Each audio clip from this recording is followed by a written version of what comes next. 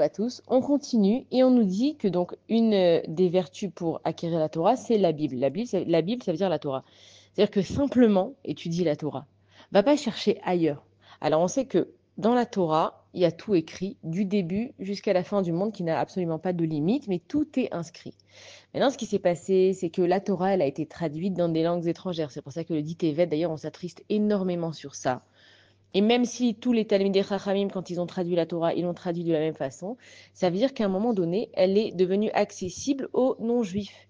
Et les non-juifs, on sait qu'à partir de là, ils ont fait leur propre Torah. C'est-à-dire que nous, il y a marqué œil pour œil et dent pour dent. Et eux, ils l'ont pris texto. Bah, tu me crèves un œil, je te crève un œil. Tu me casses une dent, je te casse une dent.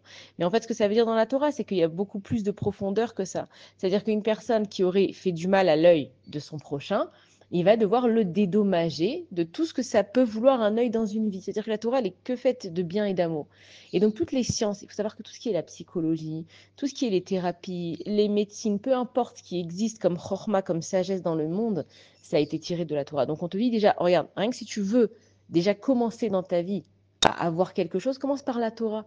Et on avait dit dans une Mishnah, on avait dit à Farba ve à Farba des coups là-bas, ça veut dire que tout y est, c'est à toi de tourner les pages. Donc c'est très bien en fait d'utiliser les sciences pour comprendre le monde, c'est très bien d'expliquer la Torah à travers les sciences, mais en vrai c'est exactement le contraire. C'est la Torah qui va t'expliquer les sciences parce que tout est écrit dans la Torah.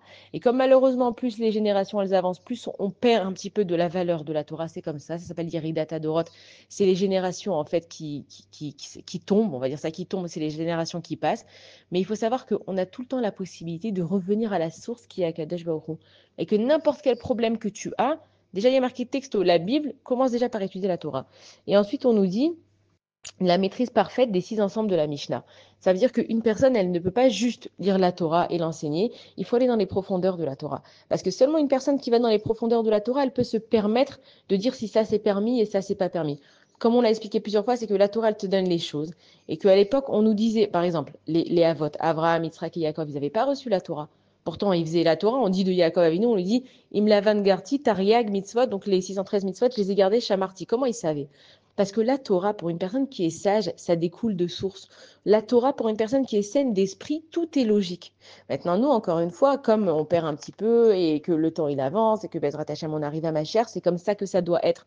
Donc, il n'y a pas besoin de s'attrister, on est dans les temps, on est dans la fin des temps. Et dans la fin des temps, la Torah, elle va un petit peu se perdre. La puissance de la Torah, elle va un petit peu se perdre. À l'époque, on disait un mot, on disait Refoua chez Lema, bonne guérison. Le mot, il est tellement fort que la personne, elle était guérie. Aujourd'hui, ça a perdu de sa valeur. Mais ce qu'on est en train de nous dire, c'est que pour connaître la Torah, il faut connaître vraiment les profondeurs de la Torah. Et dans les profondeurs de la Torah, une personne qui connaît les profondeurs de la Torah, elle peut que parler gentiment et elle peut que rapprocher les gens autour d'elle. Une personne qui va faire fuir les gens, et encore une fois, c'est ce qu'on a dit aussi hier, une personne qui va faire fuir les gens avec la Torah, c'est qu'elle a rien compris. Akadosh Baruch Hu, il a fait Matan Torah. Il nous a donné. On donne quoi? On donne des cadeaux.